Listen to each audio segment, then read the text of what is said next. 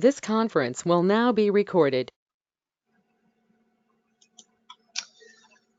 Hi folks, Sam Sansom here with USA Voice and Data. I'd like to thank you all for joining us this lunchtime to hear about disaster recovery as a service and why it's being widely adopted.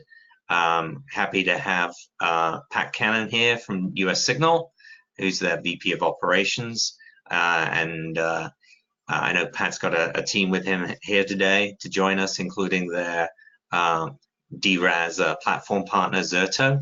So without further ado, I'm going to hand over to Pat.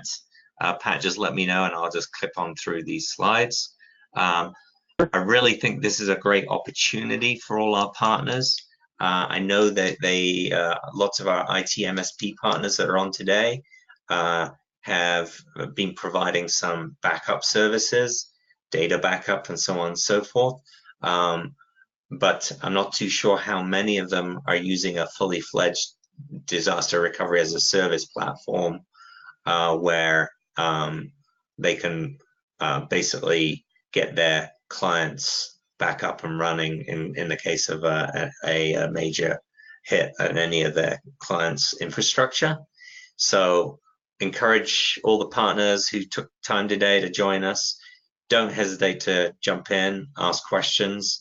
Again, this is just another one of the services that USA Voice and Data can help you source from US Signal, and obviously there's a number of other providers as well. But US Signal is a great local Midwest company, and I'm sure Pat's going to touch on that.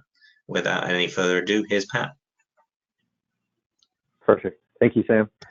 Yeah, so as Sam kind of described, your trusted relationship there with USA Voice and Data, we're kind of some of the components behind the scene, right? And of particular note is the technology partnerships that US Signal has to kind of round out, a full set of IT services. So I'll start off just giving you a little bit of history about who US Signal is. We'll talk about what our DR as a service offering consists of, and then we'll kind of talk about the business case, why some folks would want to move to a DR as a service model, and then we'll have Zurdo fold out the presentation with some talk track around the Zurdo engine specifically, and then I believe a demo as well. So just a little bit of history about US Signal. We are, Sam alluded to, headquartered here in the Midwest. We're privately held, which gives us, kind of a unique advantage in that, we make our own decisions as a data center company, right? So we're not beholden to a specific set of technology. We can really engage in a problem-solving mission for our customers, and that's resulted in, our 20-year history of growing services out of customer need. We refer to ourselves as, the network-powered cloud, and as we'll get into here in a few slides, the reasoning behind that. Like any other service provider, you would expect us to have a 24/7 technical operations center. A little bit different way we do things. We staff our TOC with engineers, so the call metrics for that particular unit is they try to answer calls within a 30-second time period. And those are answered live by engineers that can begin troubleshooting your problem, not taking a ticket or calling you back. We also offer our customers a clear escalation path all the way to our EVP of operations, so you've got the cell phone number of those individuals if you're not getting the support that you need. My team provides dedicated pre and post-sales architectural support. So that's a huge differentiator for us, bringing to bear customer-side experience, in conjunction with the service provider to help customers with verified reference architectures, really accelerating and bringing to bear that experience and credibility. You can move on, Sam. So again, network-powered cloud. We do own about 14,000 miles of route fiber across the 10 upper Midwestern states. This is pretty important when you start thinking about, connecting geographically dispersed data centers and trying to achieve, replication across that core. So very high performance network. We also provide connectivity up into the public cloud as well. So if you kind of think of that full hybrid cloud architecture, the ability to connect customers from their doorstep through our ecosystem for, say, Colo or data protection or DR as a service in this scenario, and then giving them connectivity up into public cloud as well. Next slide. We do own and operate 8 data centers across the Midwest. So just kind of a highlight of, where our facilities are in location to the Midwest and the network that supports those data centers.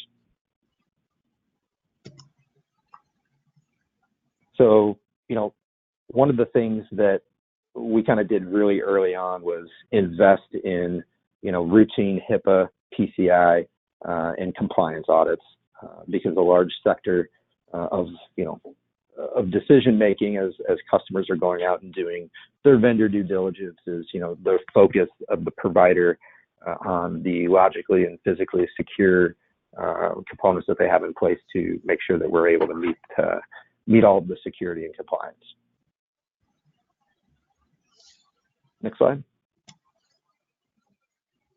So we do offer a full host of carrier services, cloud services, managed security offerings, colocation, right? This becomes important if we start thinking about disaster recovery as a service. One of the challenges for a lot of customers is, how do they integrate with an as a service model and, still support legacy equipment, right? So the ability to colocate mainframe systems or, network load balancers or anything like that, any physical supporting hardware that would need network adjacency to the x86 platform that, the Zurdo engine provides us to get steady state replication from customer infrastructure to US Signal. So this is really kind of, where we can be a value add to the Zurdo platform, and in conjunction with both of those, how you can come to USA Voice and Data and get a single stop for a variety of different solutions. So what does US Signal Disaster Recovery as a Service look like? Well, we're a Zurdo cloud partner, and what that means is that Zurdo is the software platform that we leverage to achieve replication. So if you're not familiar with Zurdo, forget everything that you've ever thought about replicating backups or snapshots, storage replication in conjunction with SRM, and think about moving all of this into one software platform that can provide you a single pane of glass, excuse me, and much more eloquent orchestration. So, you get things like the ability to be storage agnostic, right? How great would it be if we didn't have to purchase 2 VMAX arrays and put them into dispersed markets, right? This is the flexibility that Zurdo provides us. So our disaster recovery as a service leverages Zurdo, but then layers in managed services. So a lot of the hallmark benefits of the Zurdo platform, those are still available to customers, right? They get those granular point-in-time recoveries, right? So kind of like TiVo for your data center. The ability to get consistent protection across a whole set of virtual machines that may serve a single application, right? So the virtual protection group concept. So it's a really eloquent product. Disaster recovery as a service, the way US Signal delivers it is we manage it. We own all of the recovery site infrastructure, the licensing for Zurdo, right? So the customer pays us a per VM rate and then a per gigabyte storage rate for what they're landing as far as replicas in the US Signal environment. We also co-author a recovery playbook with our customers. That culminates in what we call a proof of completion test, and that's where we're looking to figure out what doesn't work, right, before we put this service into an operational state. It does require a lot of consulting with the stakeholders on the customer side as well. If you're the managed service provider, we can work in conjunction with you on that as well. And basically what customers are getting in this scenario then is an SLA on their recovery time. So that proof of completion test is going to allow us to contractually document the recovery time that we can achieve with this technology. Beyond once the service is in an operational state, this is something that we test with our customers twice a year.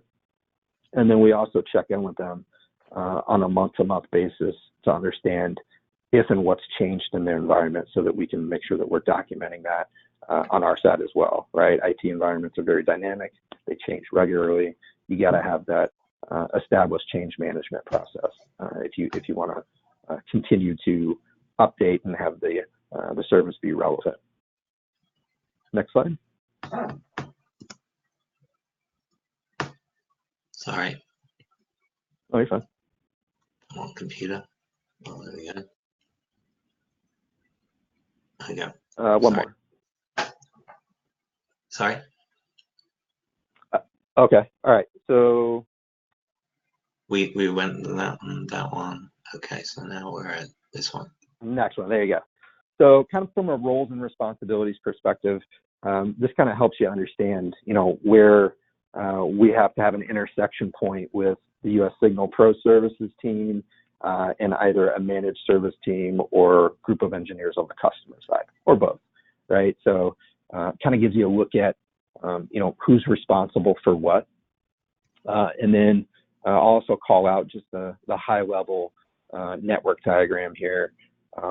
We support both, from a source environment perspective, both VMware and Hyper-V, right? So that's one of the other value adds that Zurdo provides is cross-hypervisor replication. We will land workloads on a VMware infrastructure as a service stack on our side because we're a VMware partner, but the service still works the same if the source site is Hyper-V. That replication can take place over private connectivity, either provided by US Signal, or we can integrate with a existing wide area network solution that you may have by meeting carriers in a common point of presence, or Zurdo does a phenomenal job of compressing traffic. And once you've achieved kind of an initial replication, you're just pushing change blocks, right? So we can do that pretty effectively via an IPsec tunnel over the internet. Are you can you just talk to us about what's actually on the client premise versus back at your data center here? As far as equipment. Oh yeah. Okay. Yeah. Okay. So it actually doesn't require any, and I'm sure Zurdo will get into this. The service does not require a deployment of any actual hardware to the customer premise. The way Zurdo works is there's a Zurdo virtual replication appliance that lives on each host within the customer's environment. So if we take VMware, for example, it's going to live on each ESXi host. And then there's a ZVM that acts as kind of the orchestration layer to talk to the virtual replications appliances that exist within the environment. And then on the US Signal side, it's talking to another ZVM. And this is kind of the brains, right? The nerve center of the product. So it's really all driven by the Zurdo technology. So no actual equipment that needs deployed to the customer premise, just virtual instances of the replication appliance, and then the ZVM can be a role that's installed on a Windows operating system within the vCenter subnet. So on the US Signal side, can you talk about like the cloud infrastructure there? Private cloud. Yeah, or what the Yep, options are. absolutely. Yeah, so on our side, the recovery site infrastructure, if you're doing ground to cloud, you're going to be landing on a VMware vCloud Director environment. So picture, if you're not familiar with vCloud Director, traditional, vSphere HA configuration with distributed resource scheduler layered on top of that to serve up pools of compute, memory, and storage.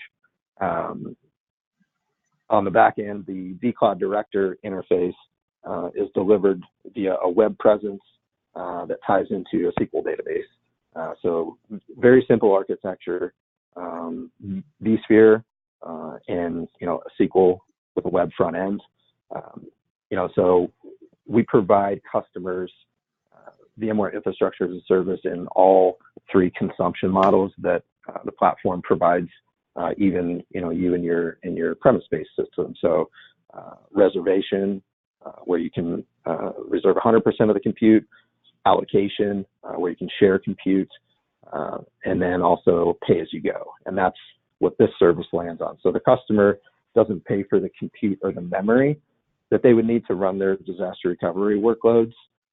It's all sitting there in a state that's not being billed to them unless the virtual machines are turned on and running. Cool. So very cost effective. Absolutely. Yes, sir. So if we kind of look at, the strategic shift here, we don't have to spend too much time on this slide, but, really what we're calling out here is the shift from IT as a service provider within organizations to IT as a service broker. I spent a lot of time, leading strategic conversations with customers, and I think one of the things that we identify pretty early on is whether or not they have the maturity to even start consuming things in an as a service model. And DR can be a really good stepping stone for them to develop the programs, to then iterate through and improve as they look at moving, more production-based workloads to an as-a-service model.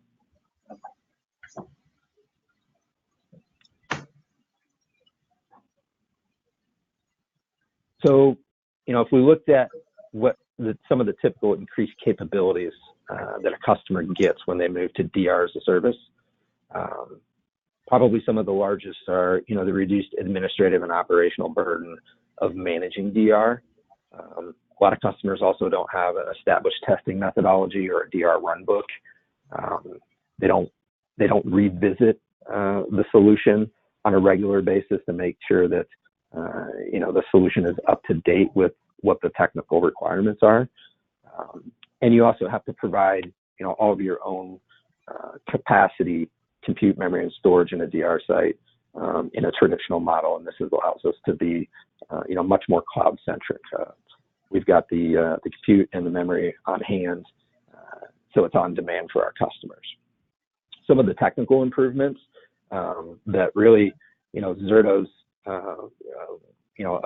a big component of is that we can provide this as a storage agnostic solution, right? Replication's taking place at the hypervisor, not at the storage layer. So I think Zurdo will probably talk about that here in a minute, kind of how that technology works. I don't want to rain on their parade, but so in addition, Zurdo also provides those journaled recovery points, that TiVo for your data center. This manifests itself most useful in mitigating the effects of, say, ransomware or patches that have gone awry. It is a continuous data protection solution. So steady state replication as data changes in the source environment and committed writes to the data store happen. Zurdo is actually cloning those and shipping them off to US Signal, so getting you a much more aggressive recovery point structure. Better orchestration, establish InfoSec framework on the provider side. We can usually achieve better geographic diversity. And, we, as a service provider, as a carrier, can help customers demystify some of the network complexities that exist as it relates to failing over, say, an entire data center and the associated production WAN subnets that may service their customers or the rest of their organization. I think that was it, huh? So I'm just interested in hearing from our IT partners here around where they are with offering some sort of DRaaS to their clients today. Steve, Eric, what are you guys doing today with your clients? I know there's a bunch of folks who use like a Datto, like premise-based appliance and so on and so forth. But what are you guys doing?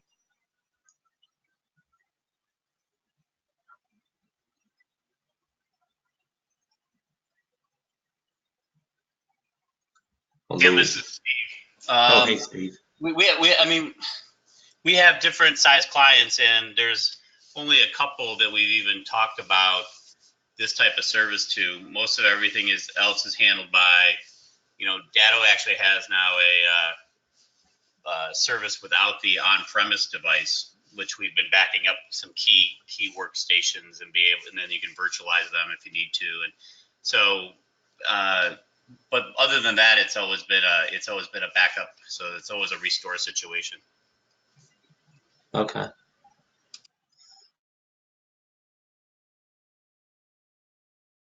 Eric, yeah, feel free to plug in any questions or whatever. I'll look out for those for you. All right. Well, let's I guess we move on to Zurdo, and with that, I probably need to have somebody else share make somebody else a presenter. Who from Zurdo? Is it Brian or James? Hey, Sam. I'm just gonna probably speak for like 2 minutes, and then Brian Stasny is gonna show the actual demo. Okay.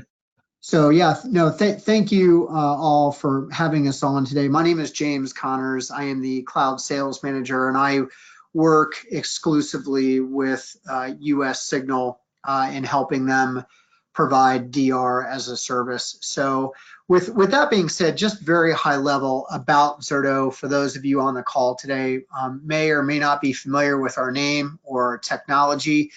Just some quick history. We were founded in 2009, but really went to market in 2011, where we made a huge splash at VMworld and won Best in Show with our revolutionary hypervisor-based replication, as Pat mentioned. So you'll see a demo here shortly from Brian in regards to the GUI and actually how the replication engine works. But at a very high level, we are block-based asynchronous replication.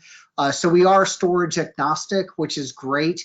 So we basically eliminate vendor lock-in and really give you the flexibility, or your customers the flexibility, to replicate data where they choose, right? Whether it's a private cloud or public cloud or ground to cloud or even inter-cloud, meaning within US Signal's cloud to cloud replication, right? So a lot of flexibility there. A little additional information about Zurdo. We have about 8,000 customers globally. And then we also have about 400 cloud providers globally as well that use Zurdo behind the scenes for their offering. What's very unique about US Signal is out of the 400 plus, US Signal is actually ranked in our top 10. So they sit on our advisory board, and provide us, great feedback as far as what they're seeing in the market today from their customers, and obviously have a great deal to do with our future roadmaps as well. Two other points I wanted to mention really quick, and then I'm going to have Brian kind of jump into the demo. But this is a phenomenal time to really offer DRaaS as a service. But before I even talk about that, if you want to learn more about Zurdo, don't take our word for it, right? I mean, check out Gartner. Gartner mentions us as the leading provider of enterprise disaster recovery with our IT resilience management software.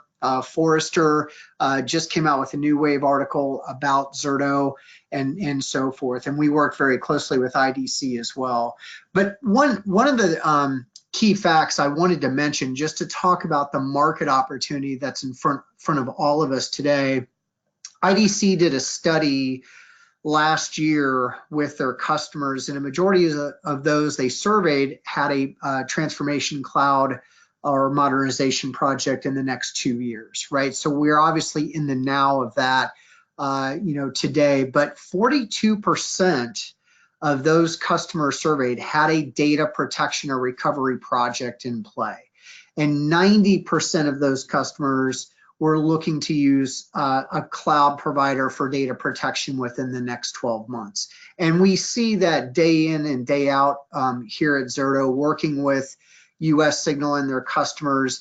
Customers obviously have a lot of options today. So, choosing the right cloud provider is critical, and the flexibility that US Signal provides clients today, I think, is invaluable. Where, you can go into either like an AWS or an Azure, and there's some, there's some complexity to those hyperscale environments where I think US Signal eliminates a lot of that fear for customers. So just an overall phenomenal partner to work with. Can't say enough about them. And really, I say this all the time. Zurdo is a great platform. It's a simplistic platform to utilize. DR is very complex, right? And the skill set and customer service that US Signal brings to the table is best in class. So can't say enough about them.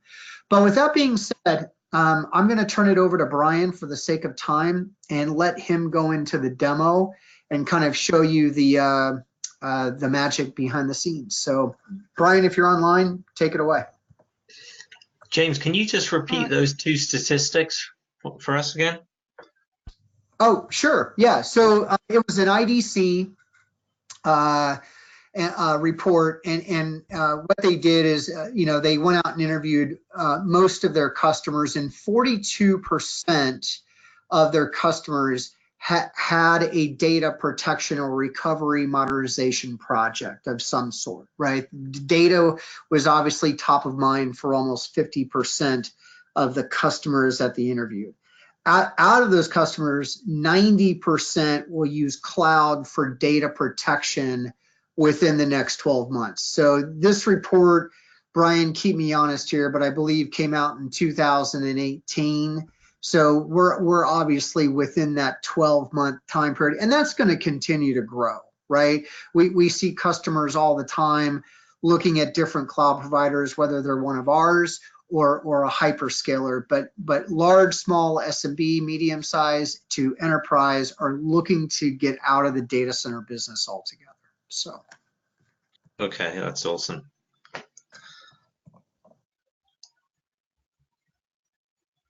All right, this is Brian Stastny, a cloud architect assigned to US Signal. Can everyone see my screen? Yes, we can. All right, we'll just dive right into it in that case.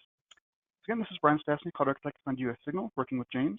We'll just have a brief demo of Zurdo functionality and some of our common use cases.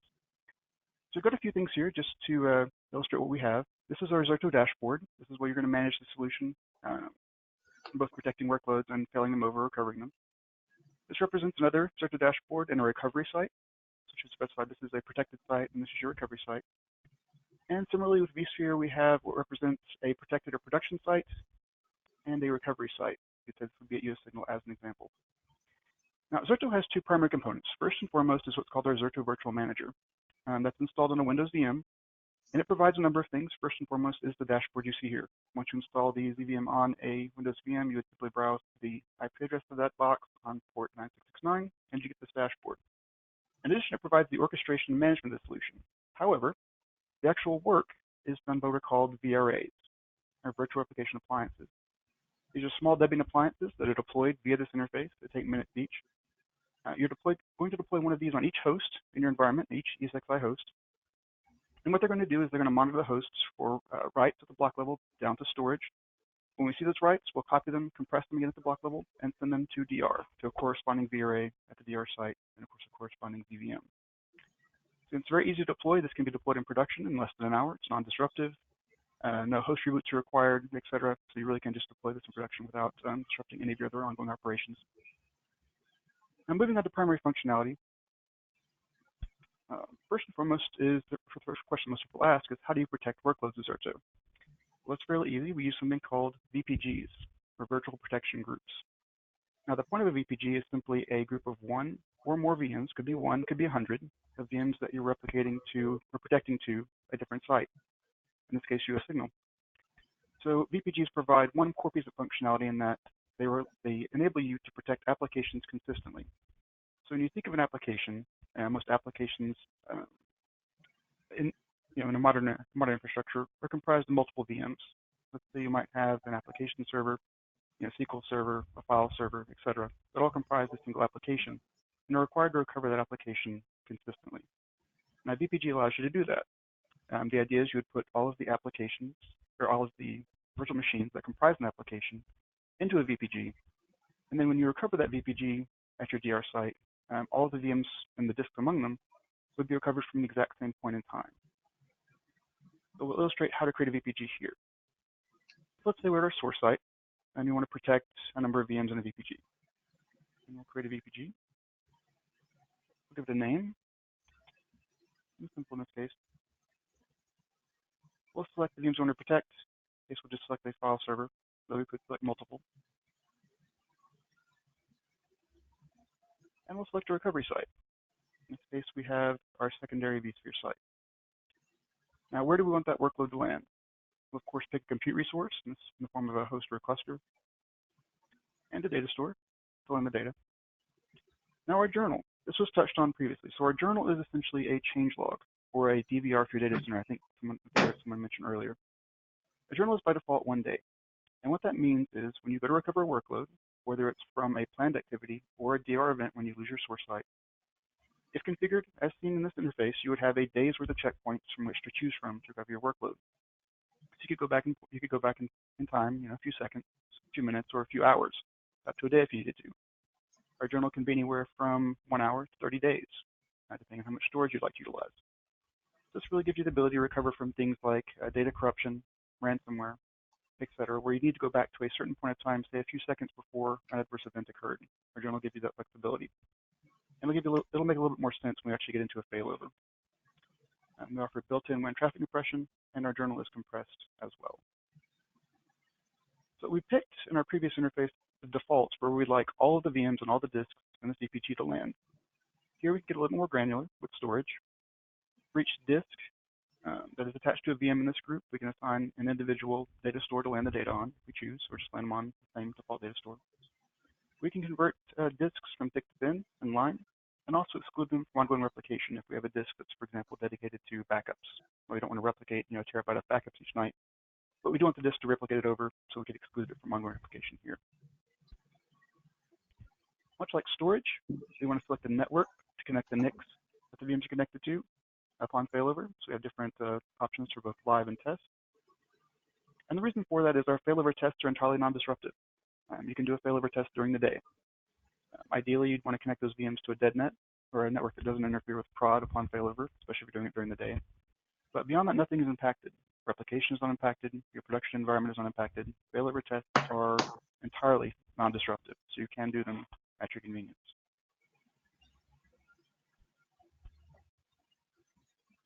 And lastly, for each individual NIC, we get a little more granular here. For each NIC, we can connect to an individual network. For both, we have different selections for both live and test. And we can change the IP address for you upon failover via VMware guest customization. Next, and then we'll skip over long-term identity for now, and then done. So really, when you're creating a VPG, you need only 4 pieces of information. What workloads would you like to protect? Where would you like to protect them to? What storage would you like to land the data on? And then what networks would you like to connect them to upon failover? And that's really it. We could select done here. We've already got a few VPGs protected, so we're not going to do that. But we're going to do this, the data would start syncing over the wire, which called what we term an initial sync, basically copying over the base disk. Once that's done, our journal would begin populating, and you could begin a failover at will.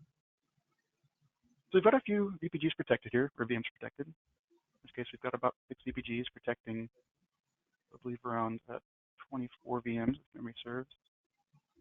26. So time comes to do a failover. Let's do a test failover. It's worth noting, in our production environment, we have quite a few workloads running. In DR, we have nothing except for our ZVM and a couple of our VRAs. VMs are not created until the time of failover. Until failover, all we have are some VMDKs attached to our VRA appliances, and the VMs are built on the fly upon failover. Let's start that. We're going to do a test, and it's the middle of the day, so it's not going to be impactful, but let's just pick a few. Click the VMs or VPGs want to failover. Click next. Now our checkpoint. This is our journal. From what point in time do we want these workloads to come up? By default, we would select our latest point in time, the most recent data. However, if we had an adverse event like ransomware, we could go back in time as far as we needed to. These checkpoints are very granular, occurring every few seconds. So you have a huge amount of opportunity and various checkpoints to go back prior to an impactful event should you choose. But we'll check the latest for now. Next, and start failover. It's really that simple. Just a few clicks to start a failover test. So it's worth noting this is a demo environment. It is accelerated. Our real RTOs are in minutes. That's our standard line. Generally, these VMs are going to come up in, let's say, 5 to 10 minutes, depending on boot times, vSync limitations, etc. It is a very quick process, but not quite instant, as you saw here. That's right. Not quite seen those reflected yet. But point being, a failover test is now done. The VM should be live in DR. Do a refresh here.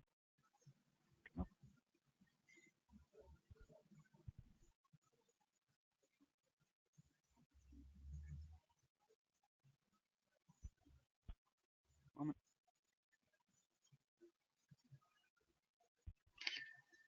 So while we're waiting here, I'm just interested, like with ransomware and so on and so forth.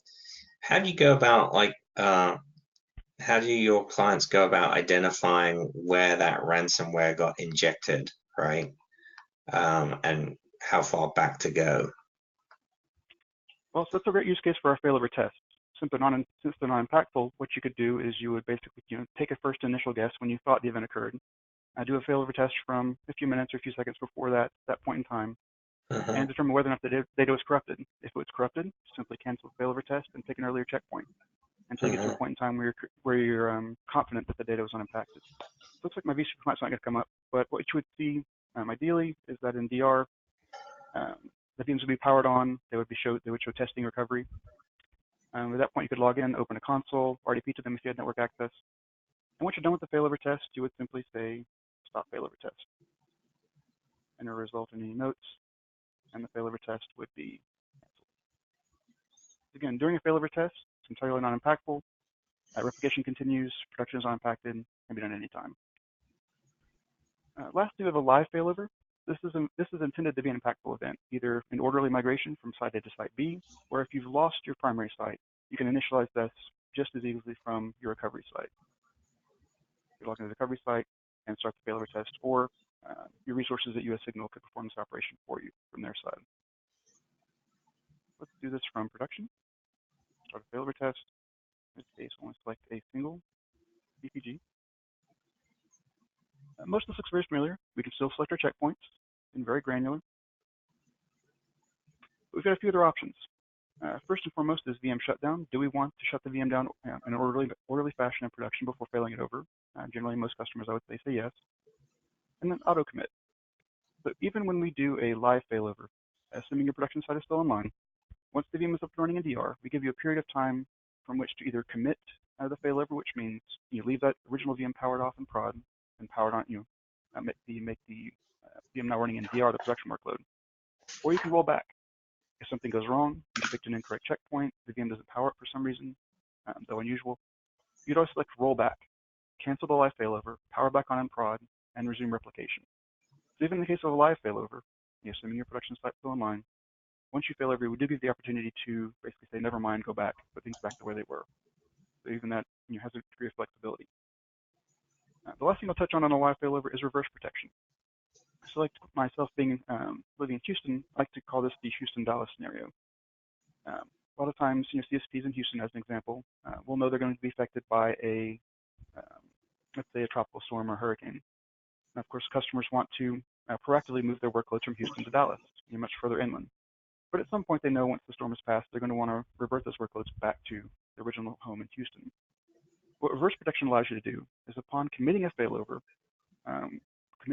into DR, if reverse protection is selected, we will automatically begin replicating back to the original site and using the original disk as pre-seed data, simply doing a delta sync, and once done, you can fail back to prod. So this is one of those scenarios that we highly orchestrate the process for you. If you're migrating to DR but know you want to move back to prod at some point, reverse protection automates the entire process for you, makes it very easy. Otherwise, we would say next and start failover. And at that point, we'd start a live failover test. If configured properly, the VMs would power down in prod, power on in DR, allow you to test for a period of time, and then you'd commit the failover, and those workloads would become your production workloads in DR. In a nutshell, that's the product. Again, it's very simple. We base this all on simplicity from deployment, again, just deploying our ZVM and a Windows VM, and then quickly deploying our VRAs. Pairing with the service provider, again, very easy, and then protecting workloads, just a few clicks, along with the failover process. We really try to make this so anyone can do this with just, a relatively rudimentary amount of training. With that, I'll hand it back to the team and happy to answer any questions.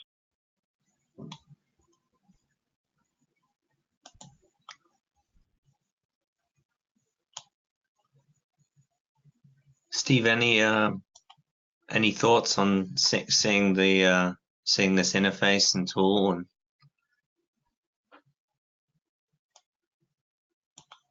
in terms of usability? And no, I mean, it looks pretty straightforward. Very nicely done. Okay. Right. All right. I will go back to my screen. And yeah, I think it's just interesting, with that really, the security aspect and the ransomware sort of thing is really kind of like is really becoming such a major issue that it's really railroading this DRaaS type solution as a great sort of and very easy to implement solution for businesses. So I guess while I was a little surprised by those percentages that were shared earlier by James, I guess those ransomware attacks are, are largely speaking, bringing this way forward in people's projects, in the next couple of years, etc. Yeah, Sam, that's a great point. One other thing that I wanted to mention that I don't believe that was discussed earlier is another use case that you can use Zurdo for, that is probably the most common use case that we see today, are for migrations. And guys, it's probably the most basic use case, but it's a byproduct of one thing we do extremely well, and that's facilitate the movement of workloads from location A to location B, right? In real time, that same asynchronous block-based replication. So, if you're doing a lot of migration projects, those can take, a significant amount of time with, snapshot-based technologies, Zurdo can give you back your nights and weekends, right? And we do see a lot of our customers using our solution for data migrations as well. But yeah, Sam, to your point, probably one of the hottest topics that we see from customers today, why they're taking DR, or I like to call it continuous data protection plans today, is because either they've been hit or they're concerned about, an insider or outsider attack, and they need to be able to rewind and recover and be up and running in a matter of minutes in an event like if that was to occur. So. Yeah, James, to second that, this is Dave Mills, our U.S. Signal National Channel Manager. A lot of the conversations we have with customers are, and clients and partners. Well, we've got a DR strategy, Dave. We're backing everything up. And I asked them, well, have you tested it? Does it work? Well, not fully. We can get some of the stuff up and running, but our most mission critical app, which is 5 terabytes, we can't get it to work. It doesn't work. And that's where that US Signal really prides ourselves in, is we know how to do it. We tested it, works. And then using that Zurdo platform is very powerful. So again, when I ask these customers, how long can you be out if you get hit with a ransomware attack? They said, well, we can maybe last an hour or so. It's very eye-opening when we start having conversations with them about this, because it does change their strategy on many levels, from putting more hardware in their environment, from a CapEx versus OpEx model to, the marketing department, right? They can't be down. So it kind of expands organizations, and it'll really give you guys a bigger footprint when having these conversations with your customers. James, Brian, nice job on that. Really appreciate it. Absolutely. Thanks for having us. Yeah, no, absolutely. That was great, James, and the Zurdo team. Excellent. Well, again, guys, I think we're going to be wrapping up a little early. Unless there are any more questions, just a reminder for our partners, any opportunities that they think of, even if it's just a preliminary opportunity discussion, don't hesitate to just quickly register them on our website. It's right there under the partners area of the website. There's a register an opportunity. You can reach out to Angelo, he'll register it for you. And obviously, I'm always available if you've got questions and so on and so forth. And the US Signal team are extremely responsive. So even if it's just an exploratory session, and you think you may have a client that this might be relevant for, let's have a conversation. Happy to set up a conversation with the US Signal team and flesh it out a bit. With that, I wish you all a great rest of the day. And this presentation was recorded, and it will be emailed out to you guys, and also it will be on our website in the Learning Center aspect of our website fairly shortly. So if you want to go take a look at it again, it should be easy to find. With that, thanks very much, everyone, and have a great day. Thank you.